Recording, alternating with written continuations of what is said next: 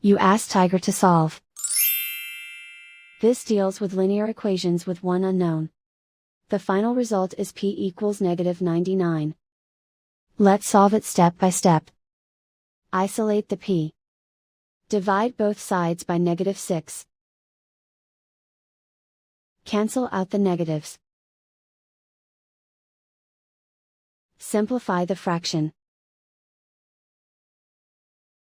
Move the negative sign from the denominator to the numerator. Find the greatest common factor of the numerator and denominator. Factor out and cancel the greatest common factor. And so the final result is p equals -99.